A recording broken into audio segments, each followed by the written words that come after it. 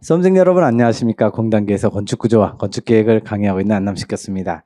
자, 이번 시간은 2023년 지방직 9급 건축계획 문제풀이를 해볼 텐데요. 먼저 문제풀이 하기 전에 여러분들 전국의 모든 수험생분들 시험 치시느라 정말 수고 많으셨고 지난 1년 동안 열심히 공부하신 거 다들 잘 보셨기를 간절히 기원하면서 건축계획 문제풀이 한번 해보도록 하겠습니다.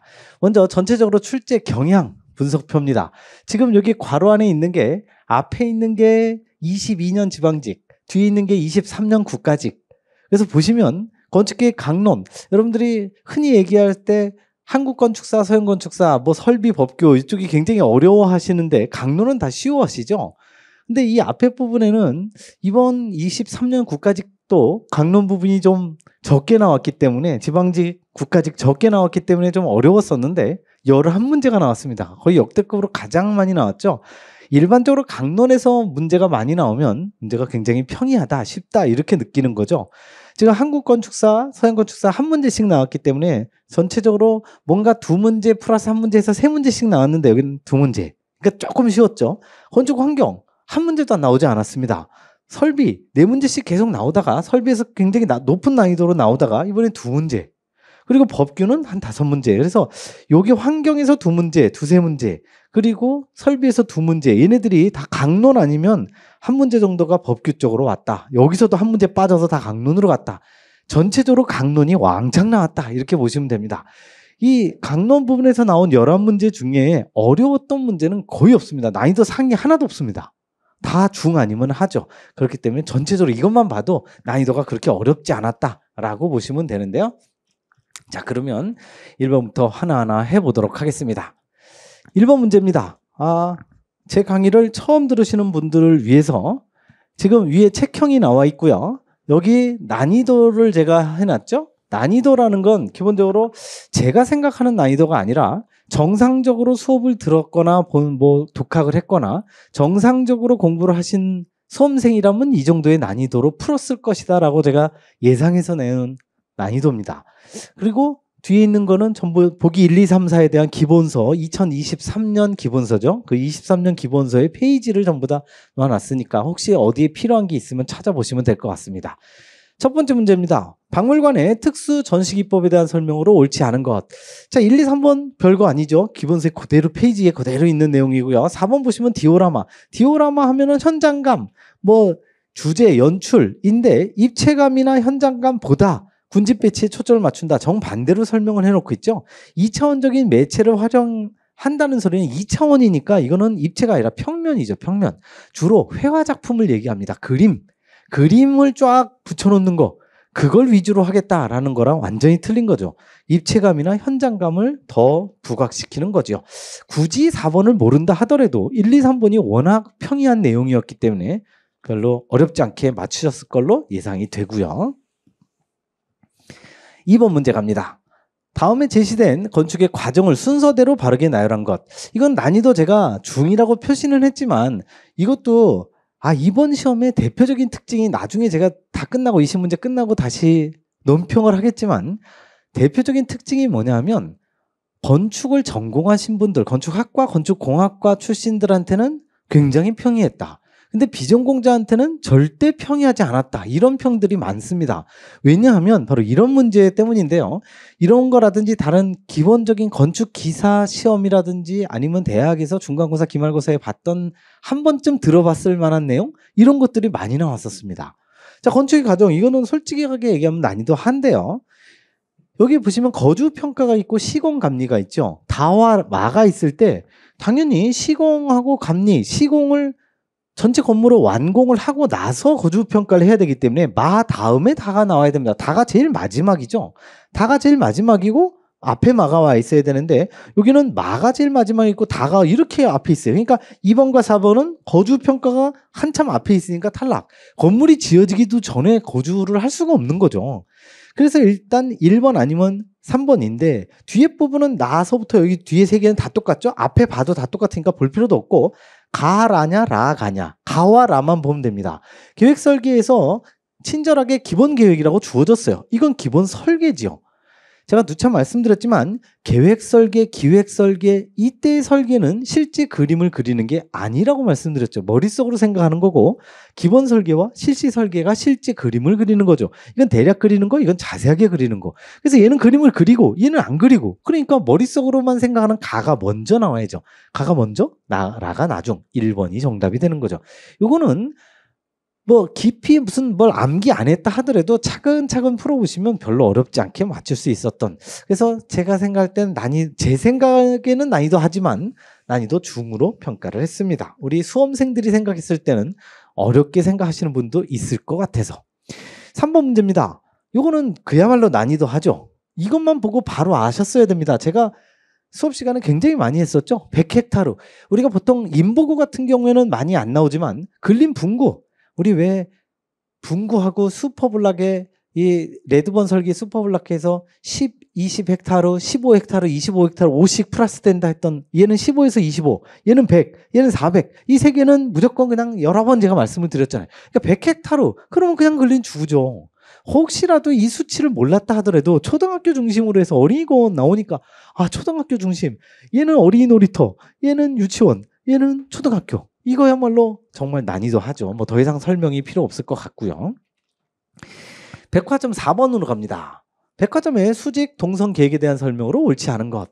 2번에 보시면 엘리베이터는 에스컬레이터에 비해서 수송량 대비, 수송량이 이 항상 주어가 에스컬레이터죠. 지금 에스컬레이터와 엘리베이터가 서로 바뀌었습니다. 에스컬레이터는 엘리베이터에 비해서 수송량은 제가 10배라고 했죠. 엘리베이터의 10배. 그러나 점유 면적은 엘리베이터의 3배.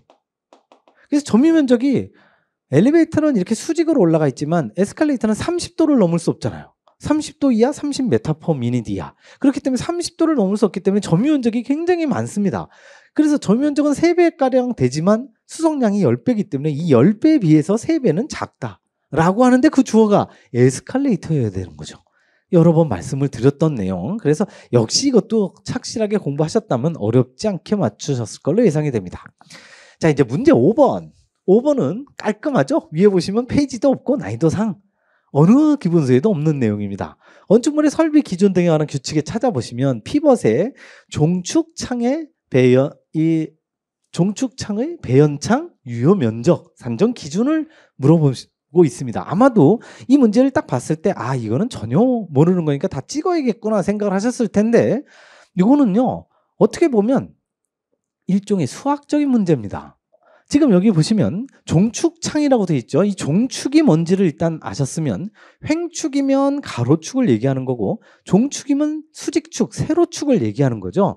그래서 지금 그림이 이렇게 돼 있는데 이 지금 이렇게 돼 있는 창이 이렇게 열렸다가 이렇게 완전히 열리는 게 배연창이잖아요. 연기를 배출시키는 창. 화재가 났을 때 유독가스가 가득 차게 되면은 사람이 마시고 질식이 될 수 있으니까 그런 유독가스를 어떻게 해서든지 빼주기 위해서 창문이 열려야 되는 걸 얘기하는 겁니다. 그 창문이 열리려면 결국엔 연기가 빠져나가야 되는 거죠. 이 유독가스인 연기가 빠져나갈 때 그 유효 면적인데 그때 횡축이 아니라 종축입니다. 세로를 구하라는 거구나. 세로인데 여기 나오죠. W는 창의 폭. 그러니까 지금 창이 이렇게 있던 창이 이렇게 갔다가 이렇게 가는 거니까 여기서부터 여기까지의 요 길이가 바로 W죠. 문제에선 주어지진 않았지만 W가 창의 폭이니까 바로 이게 폭입니다. 요게 폭이고 여기서부터 여기까지도, 그러니까 2분의 L 플러스 2분의 L이 정확하게 W하고 같은 거죠. 왜냐하면 여기서부터 여기까지가 이게 창문이 열리는 거니까. 그래서 요게 W가 창의 폭이고 대신에 종축, 세로를 구하는 거니까 지금 여기서는 없지만 칠판 앞뒤로 돼 있는 이 높이, 창문의 높이, 이게 지금 H잖아요. 하이트라고 돼 있는 이 H가 뭔가 H하고 관련돼 있겠구나. 종축이니까. 세로축이니까 이 창의 높이죠. 높이. 그래서 지금 보기 1, 2, 3, 4에 보시면 거기서 둘은 W, 둘은 H잖아요. 그럼 W는 무조건 탈락이 돼야 됩니다. 여기 보시면 W는 창의 폭이기 때문에 이건 높이하고 상관이 없는 거죠. 그래서 이거는 나중에 여러분들이 요 기준을 찾아보시면 피벗의 종축창의 배연창 유효 면적 또 횡축창의 배연창 유효 면적이 있습니다. 횡축에 관련된 거죠. W는. 그렇기 때문에 뭐 그거는 별로 그렇게 지엽적인 거니까 상관없다 하더라도 종축이니까 둘 중에 H 3번, 4번 중에 하나를 찍으셔야 되는데 자 2분의 L 다시냐 아니면 2분의 L이냐 이것도 역시 유추해서 맞출 수 있습니다. 왜냐하면 자 종축창의 면적이니까 예를 들어서 이렇게 창문이 있다. 그러면 창문에서 여기서부터 여기까지의 X 수평 거리하고 이게 지금 H 높이니까 X에다가 H를 곱하면 이거의 면적을 구하라는 소리구나. 이게 바로 세로로 돼 있는 연기가 빠져나갈 수 있는 배연창의 유효 면적이겠구나. 그러면 H라는 건 알았어요. 3, 4번 중에 하나라는 건 알았는데 이 2분의 L 곱하기 2이냐 이 길이를 다 계산하는 거냐 아니면 요 길이만 계산을 하는 거냐 하는데 지금 그림에 힌트가 주어져 있지 않습니까? 예를 들어서 이 창이 지금 첫 번째처럼 돼 있는 이렇게 완전히 열렸다고 치자고요. 완전히 열리게 되면 여기도 열리고 여기도 열리고 그러면 2분의 L에다가 2분의 L 곱하기 2 해서 이게 몇 번입니까? 4번이겠죠. 4번이 나오는데 그러면 이 그림이 두 번째 이 점선 삐딱하게 기울어져 있는 게 안 나왔겠죠. 근데 얘가 왜 주어졌을까요?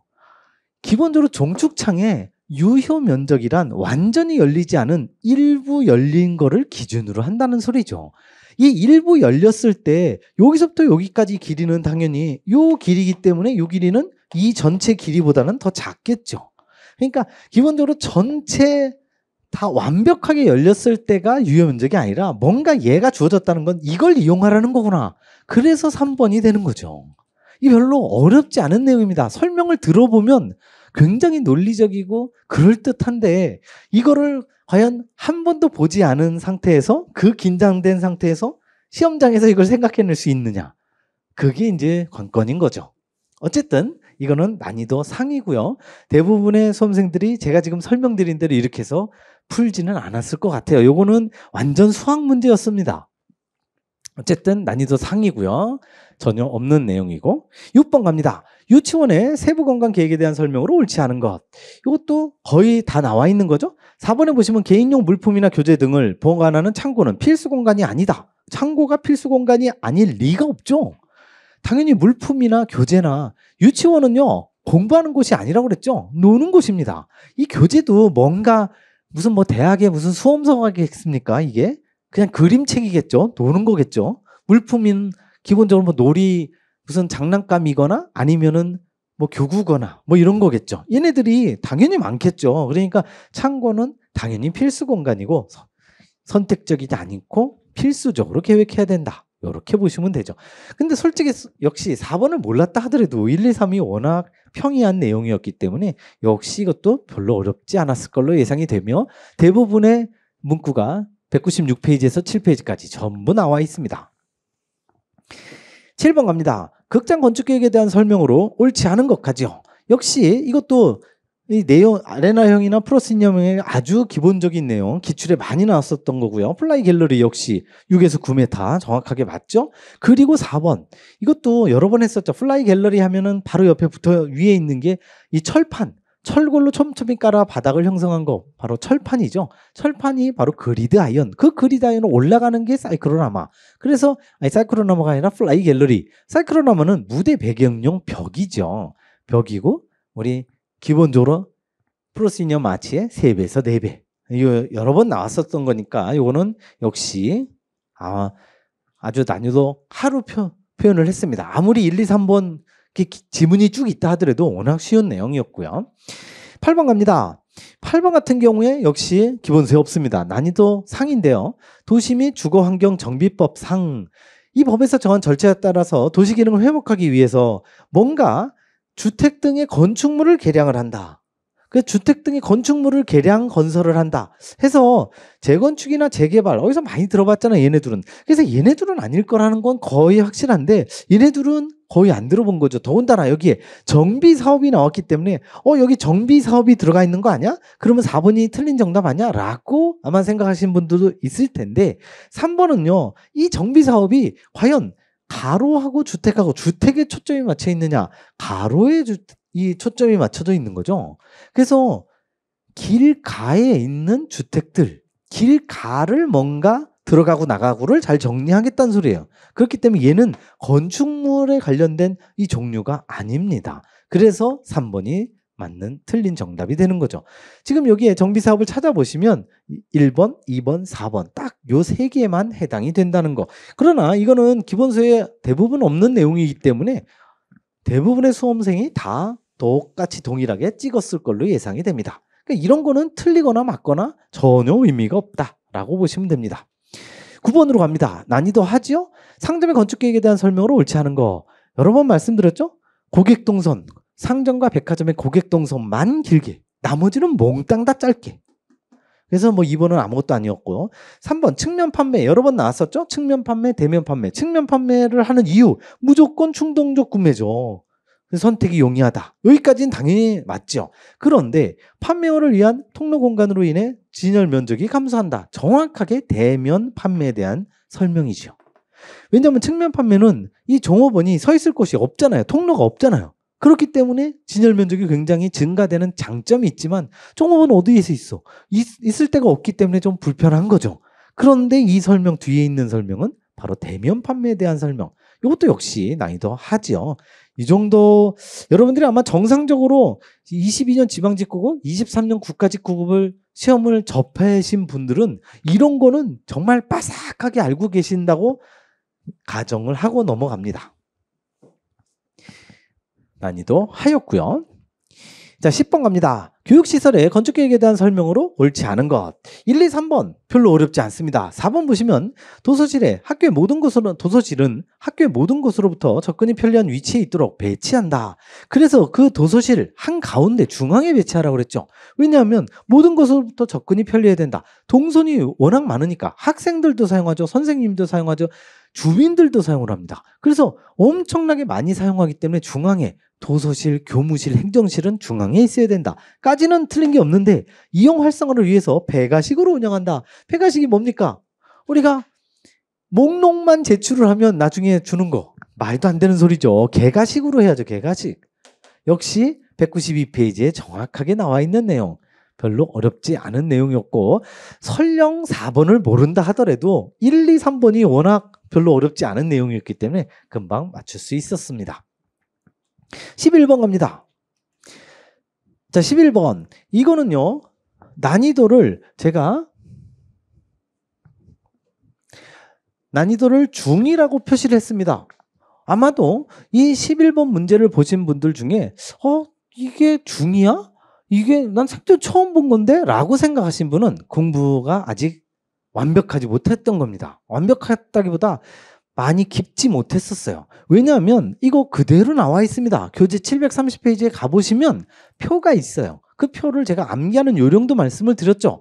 그래서 이 수치를 암기하는 요령을 보시면서 그냥 그것만 공부하신 분은 이런 게 있었어? 라고 하실 거겠지만 730페이지 그 표를 위에 제목을 보시면 거기에 미세먼지도 나오고 이산화탄소, 일산화탄소 그것뿐만이 아니라 뭐 폼알데히드, 포름알데히드라고 하는 거죠. 근데 거기에 제목에는 폼알데히드라고 나와 있습니다.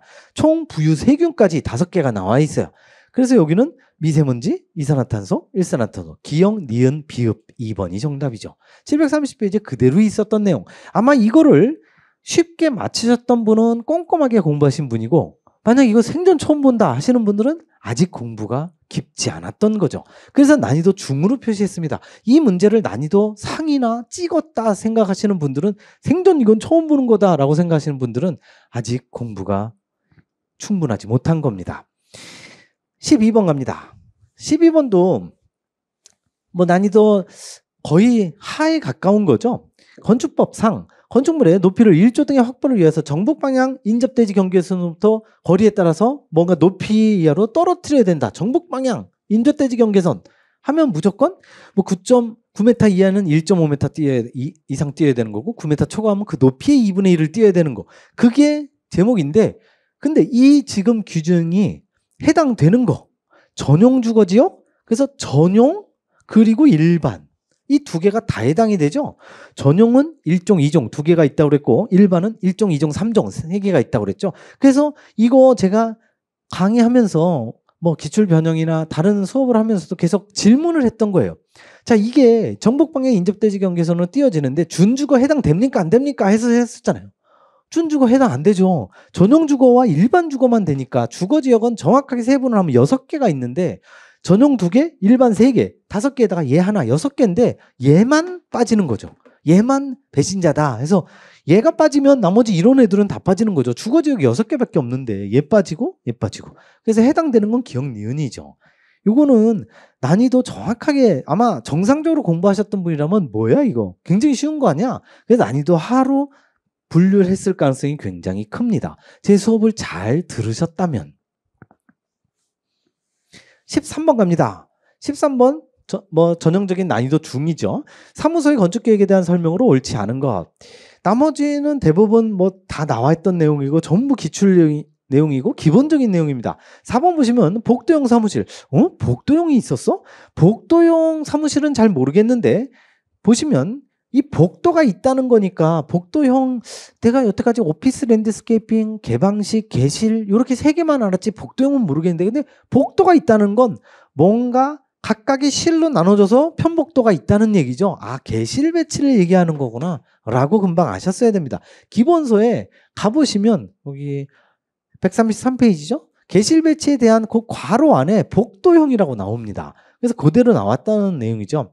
한 장소에서 책상과 시설을 서열에 따라서 배치한다. 서열에 따라서 배치하는 거. 이게 바로 우리 위계질서가 정확하게 나눠져 있는 그런 회사에 적합하다고 했던 거죠. 여기까지는 하나도 틀린 게 없습니다만 업무에 대한 감독 및 커뮤니케이션이 쉽다? 이게 쉬우려면 오피스 랜드스케이핑이나 개방식이 돼야 되는 거죠. 개실은 벽이 막혀 있으니까 감독이 안 되죠. 커뮤니케이션도 잘 안 되죠. 뒤에 있는 거는 바로 개방식 또는 오피스 랜드스케이핑에 대한 설명. 아까 왜 상점에서 측면 판매 그 문제하고 유사하죠. 이 문장이 2개인데 앞에 문장은 맞고 뒤에 문장이 틀린 4번이 틀린 정답. 역시 이것도 별로 어렵지 않게 맞추셨을 걸로 예상이 됩니다. 자, 14번 갑니다. 난이도를 제가 중상으로 구분을 했는데요. 그 이유를 설명드리겠습니다. 그림은 한국 전통건축의 기법을 표현한 것이다. 가에서 라까지 바르게 연결한 것. 이 그림이 페이지 310페이지하고 11페이지 가보시면 뒤쪽 부분에 11페이지에 그림이 다 나와 있죠. 그대로 있습니다. 물론 여기 가하고 나 이런 건 없죠. 그런데 이 점선이 있죠. 원래는 이 점선이었다가 안으로 쑥 들어왔다 해서 이게 얘하고 얘는 처마에 관련된 거다. 후림과 조로는 처마하고 관련된 겁니다 라고 정리해서 외우라고까지 말씀을 드렸었는데 이게 안쪽으로 쑥 들어왔다. 그래서 얘는 후림인 건 알겠어. 근데 보기를 보니까 얘는 후림이란 건 보이는데 안오리곡은 또 뭐야? 얘는 또 뭐야? 아는 거부터 먼저 맞춰야죠. 아는 거부터. 나하고 다를 먼저 맞추셔야 되는 거죠. 자, 요거를 나하고 라하고 헷갈리신 분도 있는데 라는 지금 보시면 얘를 가지고 이걸 지금 얘기하고 있잖아요. 얘의 높이와 얘의 높이를 얘기하고 있잖아요. 얘가 제일 낮은 데에서 제일 높은 데까지 처마를 얘기하는 거잖아요. 얘는 기둥하고 전혀 상관이 없잖아요. 그러니까 얘는 일단 뭔진 정확하게 모르겠지만 이건 처마하고 관련된 거다. 얘는 당연히 처마죠. 기둥 자체가 보이지 않잖아요. 이 위쪽 그림에서는. 얘도 처마구나. 그러면 가하고 라는 둘 중에 무조건 후림하고 조로가 있다. 근데 안쪽으로 쑥 들어간 평면으로 들어간 거 후림. 그리고 인면상에서 올라간 거 요거를 조로라고 얘기를 했었죠. 어쨌든 얘가 지금 후림이고 얘가 조로입니다. 여기까지 나왔어요. 그러면 나다는 좀 쉽습니다. 기둥에 관련된 거니까 나가 뭡니까 또 나는 밑에 점선을 보시면 여기 가운데 있는 기둥부터 제일 높이 있는 기둥 요거와 요 기둥의 높이 차를 보여주고 있는 거죠. 여기가 일반 기둥, 여기는 우주라고 하는 가장 모서리 기둥, 가장 끝에 있는 기둥의 높이 바로 귀소숨을 얘기하는 거죠. 그래서 얘가 귀소숨이 되는 거고 솟아 있는 거죠. 그리고 얘는 다는 안쪽으로 이렇게 기울어져 있잖아요. 안쏠림이죠. 그러니까 나하고 다는 귀소숨 안쏠림은 별로 어렵지 않았습니다. 더군다나 이거는 많이 나왔었기 때문에 요게 귀소숨 안쏠림, 귀소숨 안쏠림. 그래서 2번, 3번 탈락.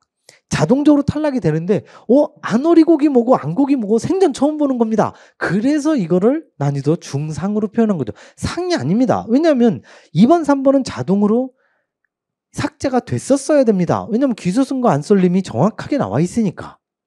그리고 2번, 3번 탈락이 된 상태에서 안오리곡이냐 안곡이냐 후림은 맞아요. 4번에 후림은 맞는데 조로가 안놀이곡이 맞느냐, 이걸 알 수 있느냐를 물어보는 건데, 이게 원래 직선에서 안쪽으로 이렇게 들어가 있잖아요. 이게 실제로 이거하고 똑같습니다. 우리가 이렇게 돼 있는 거죠. 이렇게. 일종의 미늘림, 기둥의 미늘림에 반대인 거죠. 안쪽으로 쏙 들어가 있는 거죠. 이게. 이렇게 들어가 있는 게 우리 사람의 허리도 비슷합니다. 왜 이 몸매 굉장히 좋으신 분들 보면 허리가 잘록하게 들어가 있잖아요. 이거죠, 이거. 그래서 허리가 안쪽으로 곡선이 돼 있다라고 해서 안허리곡입니다. 그래서 그게 안쪽으로 쏙 들어가 있는 거, 여기 있는 허리 부분이 안쪽으로 쏙 들어가 있다고 해서 이 후림이 정확하게 안허리곡입니다.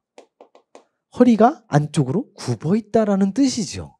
그리고 얘는 조로는 안곡으로, 요거는 뭐 그런 내용이 없지만 어쨌든 요건 몰랐다 하더라도 후림이 안쪽으로 약간 휘어져 있는, 허리가 안쪽으로 굽어져 있는 곡선이다 해서 1번이 정답이 됩니다.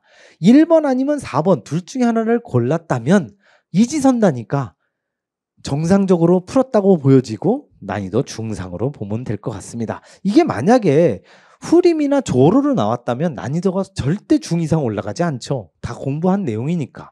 그렇지만 안허리곡과 안곡을 알 수가 없었기 때문에 난이도는 또 그렇다고 완전 상은 아니에요. 왜냐하면 2번, 3번을 제낄 수 있었으니까. 귀소선과 안온솔림이 확실하게 나와 있었으니까. 그렇게 보시면 될 것 같고요. 15번 갑니다. 난이도 중이죠? 주거시설의 건축계획에 대한 설명으로 옳지 않은 것 가겠습니다. 요거는 나머지는 한번 그대로 쭉 읽어보시면 되고요. 2번 갑니다. 동선의 3요소. 이거는 아주 옛날 문제긴 하지만 별로 어렵지 않죠? 속도, 빈도, 궤적이 아니라 하중이죠. 하중. 일단 여기서 틀려서 그냥 X다라고 하기엔 좀 그렇고요. 일단 뭐 세모 정도로 가시고요. 이걸 고려해서 침실, 테라스, 창고와 같이 속도가 높은 구간에 가구를 배치한다. 침실. 아마 여러분들이 대부분 아파트의 침실, 안방이죠. 안방. 아파트의 안방 옆을 보시면 안방 침실에 바로 옆에 테라스가 있고요. 그 구석에 가면 창고가 있습니다. 그래서 침실, 테라스, 창고. 여기서 예를 들어서 혹시라도 침실 바깥에서 화재가 나면 테라스로 피하고 창고로 피할 수 있게끔 해놨어요. 그래서 얘네들이 거리가 그렇게 길지 않습니다. 거리가 길지 않다는 걸 이렇게 표현한 거죠. 속도가 높은 구간.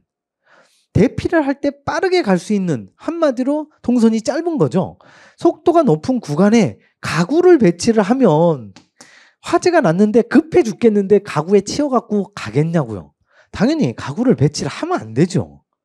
그래서 이것도 틀렸고요. 그러니까 하중으로 바꿔야 되고 얘도 가구를 배치하면 안 되는 거죠.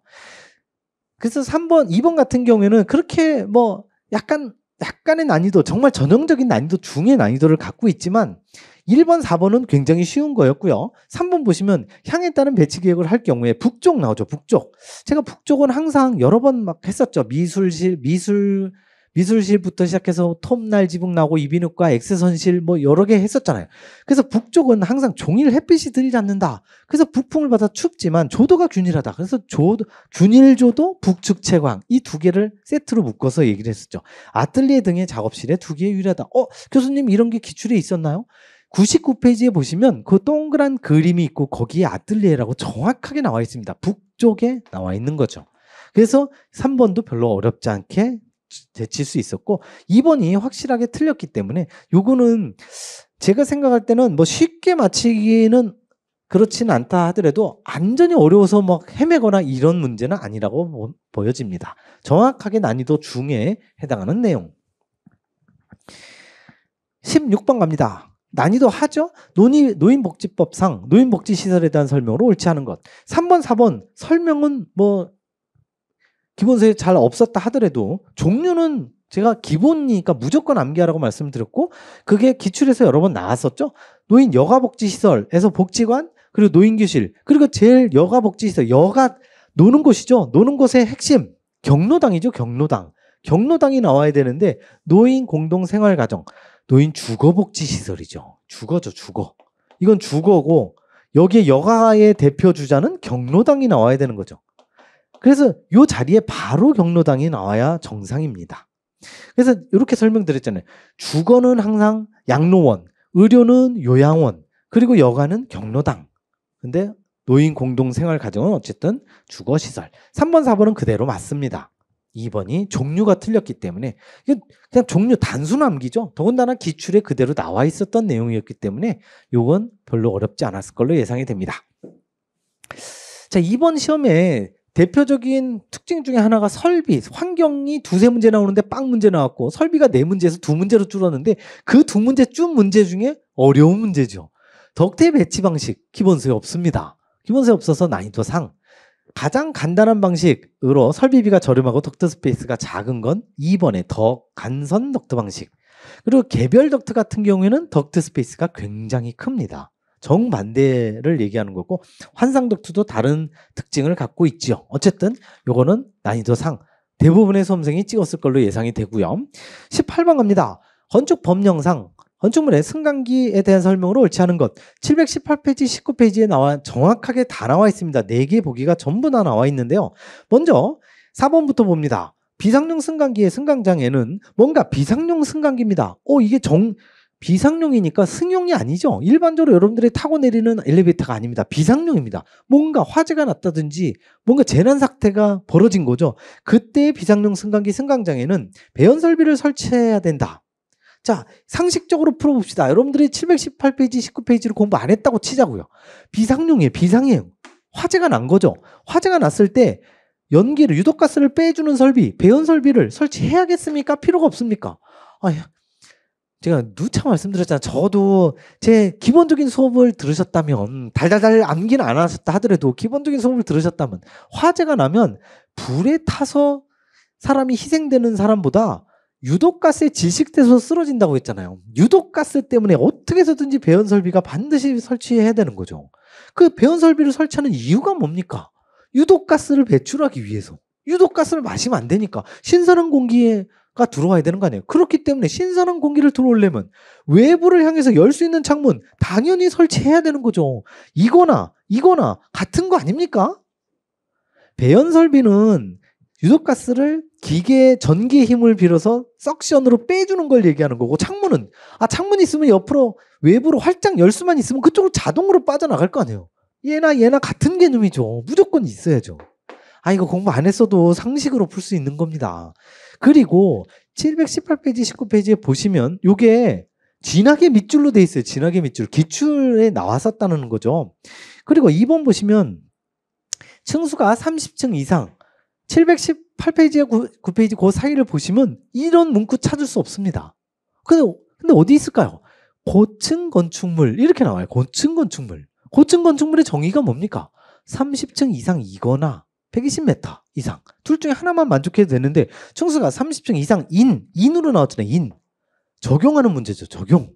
적용이기 때문에 얘는 30층 이상이기만 하면 높이가 뭐 90m건 100m건 120m가 안 돼도 무조건 고층 건축물이죠. 고층 건축물에는 승용 승강기 중 한 대 이상을 피난용 승강기로 설치한다라고 정확하게 나와 있습니다. 1, 2, 3, 4번이 물론 이게 이렇게는 안 나와 있고 고층 건축물로 나와 있는 일종의 법 적용 문제였었죠. 어쨌든 이거는 상식적으로 풀 수 있었던 내용. 19번 갑니다.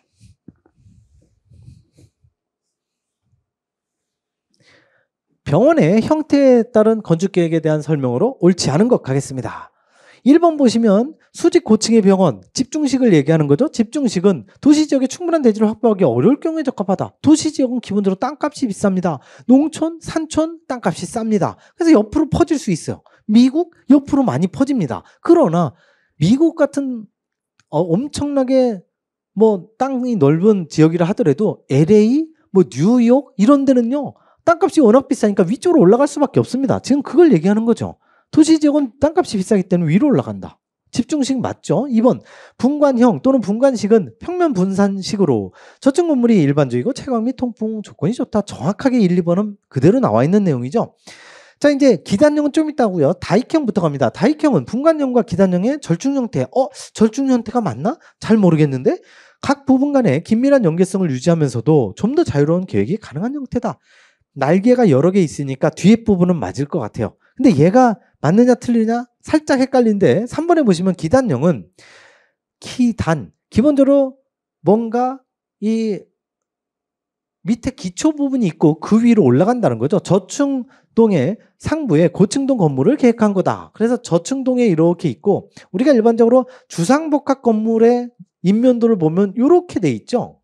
이렇게 돼 있는 게 보통 우리 주상복합. 이거를 주상복합이라고 일반적인 주거 아파트 형태라고 한다면 저 기단형은 어떻게 돼 있냐면 밑에 부분에 이게 이제 상가 부분이 없고 여기가 꽤 크죠. 꽤 큰 상태에서 위쪽 부분이 옆으로 이렇게 올라갑니다. 옆으로. 이게 바로 기단형입니다. 그래서 주로 여기에 중앙진료부를 많이 두죠. 중앙진료부를 두고 위쪽에는 주로 병동부를 두고 이게 바로 기단형입니다. 기본서에는 없는 내용이죠. 근데 기단형은 넓은 저층동 상부에 고층동 건물을 계획한 것으로 이 정의는 하나도 틀린 게 없는데 저층동 공간 배치가 자유롭다라는 그 설명이 두 번째 게 틀린 겁니다. 그래서 3번이 틀린 정답. 요거는 몰랐지만 얘가 밑에서 뭔가 저층동이 이렇게 넓으니까 당연히 기본적으로 공간 배치가 수월할 거라는 걸 예상할 수 있었던. 물론 기본서에 정확하게 페이지는 나와 있지는 않습니다. 그렇게 보시면 되고 기본서에는 1번, 2번, 4번만 나와 있죠. 3번이 없었습니다. 자, 마지막 20번 문제 갑니다. 20번 서양건축사 문제가 보통은 어렵게 나오는 게 보통인데 별로 어렵지 않았죠. 20세기 국제주의 건축 양식. 자, 국제주의 하면은 우리 근대 건축의 3대 거장. 제일 먼저 창시한 사람 발토 그루피우스인데 이 사람은 오히려 4등이니까 3대 이 건축가에 들어가지 않는다고 그랬죠. 발토 그루피우스 또는 이게 정확한 발음은 월터 그루피우스라고 했죠. 어쨌든 발토 그루피우스가 창시. 그리고 나서 르꼬르비제, 미스 반데르의 한 명 어디 갔어요? 프랭크 로이드 라이트죠. 즉 이 로비하우스 이것도 기출문제로 여러 번 나왔었죠. 로비하우스 프랭크 로이드 라이트입니다. 그래서 피터 쿡은 역시 한두 번 나왔었죠. 아키그램 건축가입니다. 이 사람은 물론 유명하긴 하지만 국제주의하고는 전혀 상관이 없는 사람이죠. 그래서 역시 별로 어렵지 않게 맞추셨을 걸로 예상이 됩니다. 자, 20문제를 다 풀어봤는데요. 그러면 이제 출제 난이도를 한번 냉정하게 분석을 해보도록 하겠습니다. 이 괄호 안에 있는 거는 22년 지방직 9급을 얘기하고 있습니다. 22년 지방직 9급에 난이도 상위 6, 하가 넷. 근데 이게 서로 바뀌었죠, 지금. 넷, 6이 바뀌었습니다. 그 바뀐 와중에도 여기 보시면 배연창이나 주거환경, 덕트 전혀 모르는 거 3개하고 아까 말씀드렸던 아너리곡하고 안곡. 이거는 안쪽에 쏙 휘어진 허리가 안쪽으로 굽어진 곡선이다라고 하는 내용만 알았으면 맞출 수 있었던 난이도 중상. 그래서 엄밀하게 얘기하면 이게 4문제가 아니라 3문제에서 4문제 사이인 거죠. 그걸 두 번째 이렇게 표현해 놨는데요. 어느 교재에도 없었던 변별력이 낮은 문제는 한 3, 4문제 정도다. 이게 작년 지방지기에서는 6문제 이상 나왔었기 때문에 확실하게 찍는 문제가 굉장히 많았었죠. 결론. 21년 지방직과 유사하거나 약간 평이하다. 22년이 아니죠. 22년은 굉장히 어려웠었습니다. 제가 말씀드렸죠. 냉정하게 얘기하면 7.5급의 수준이다 라고 말씀드렸던 22년 지방직 9급. 그리고 23년 국가직도 역시 어려웠었습니다. 한 8급. 그렇지만 21년 지방직 9급 요거와 유사하거나 약간 편하다. 이거보다는 좀 올라갈 수 있습니다. 그래서 대략 한 10급 정도의 수준으로 보여집니다. 지금 지방직은요, 국가직하고 틀리게 전국에 있는 모든 수험생의 합격 점수가 다 틀립니다. 자기 어떤 지역이냐, 서울시냐, 뭐 전주시냐, 이렇게 막 엄청나게 높은 데 빼고 일반 광역시급이냐, 아니면 지역의 시군구냐, 시군이냐, 뭐 엄청나게 많이 내려갈 수가 있기 때문에 이거를 여러분들 각각의 지금 여러분들이 지원하신 지역의 옛날 21년 지방직의 커트라인 이거하고 비교를 하셨을 때 그거보다 올라가면 올라갔지 절대 떨어지진 않을 거다. 물론 그때 티오가 몇 명이었느냐, 응시율이 어떻게 되느냐 여러 가지를 감안을 해야 되겠지만 다른 거 다 똑같다는 조건 하에 21년 지방직의 커트라인보다는 약간이라도 비슷하거나 올라갈 가능성이 크다는 거. 왜냐하면 이 난이도가 적어도 제가 지금 이렇게 분석을 한 건 계획과 구조 두 과목만입니다. 국어, 영어, 한국사는 제가 뭐 분석도 안 해봤고 뭔지도 잘 모르죠. 그냥 여러분들이 수험생들이 알려주는 그게 21년 지방직에 비해서는 뭐 비슷하거나 약간 쉬었습니다. 뭐 이런 비슷하게 얘기를 하시더라고요. 그렇기 때문에 전체적으로 21년 지방직보다는 약간 비슷하거나 약간 올라갈 가능성이 큽니다.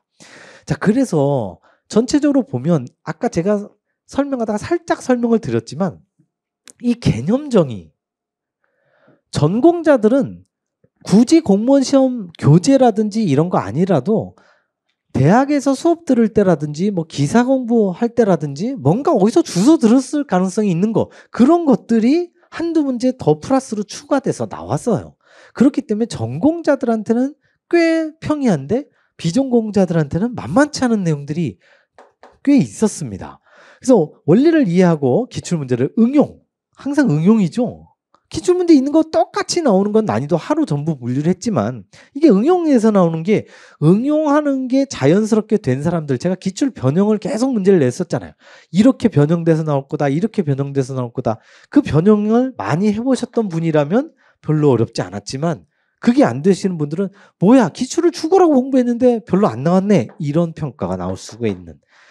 자, 어쨌든 대책은 이건 똑같죠. 쉬운 내용, 기초 내용부터 7급 기출까지 왕창 기출 변형을 공부해서 응용력을 길러야 된다는 결론. 어쨌든 21년 지방직과 유사하거나 약간 평이했다. 이렇게 보여집니다. 어쨌든 지난 1년 동안 여러분들 공부 엄청나게 열심히 하셨을 테고 그거를 이제 이 시험장에서 다 쏟아붓느라고 정말 수고 많으셨고 이제 차분하게 기다리시고요. 혹시라도 이제 착실하게 공부를 해갖고 필합이 됐다. 지방마다 다 발표가 틀리죠? 뭐 어디는 7월 초부터 해서 7월 뭐 20 며칠까지 막 쫙 나와 있던데 필합이 됐다. 그러면 제발 그냥 면접 자료 달라고 하지 마시고 공지사항에 꼭 보시면 제가 이걸 아예 여기다 써드려야 될 것 같아요. 자, 공지사항에 지금도 막 올라오고 있습니다. 이제 지방직이 시험이 끝나니까 이제 국가직 필합하셨던 분들이 막 글을 올리고 있어요. 공지사항에 글이 있어요. 공지가 뭐가 있냐면 공채, 경채, 뭐 국무원 다 좋습니다. 필합을 하시면 그냥 본인이 필합했다고 필합하는 게 아니잖아요. 인증샷을 올려주셔야죠. 인증샷을 그 수강욱이 거기에다 올려주셔야 돼요. 이거를 컨트롤 C 이렇게 표시하죠. 컨트롤 C, 컨트롤 V. 복사 붙이기 하는 거죠. 복사 붙이기를 해주셔야 됩니다. 이게 첨부 파일 하면 안 들어갑니다. 이게 수강욱이. 제발 인증샷을 올려주시고 그리고 이제 뒤쪽에 Q&A 같은데 질문 게시판에 가셔서 여러분들이 이제 비밀 글로 해야죠. 비공개 글로 해서 여러분들의 이메일 주소를 남겨주시면 제가 바로 면접 자료를 보내드리고 있으니까 참고하시기 바랍니다. 자, 이렇게 해서 23년 지방직구 건축계획 문제풀이 모두 마치도록 하겠습니다.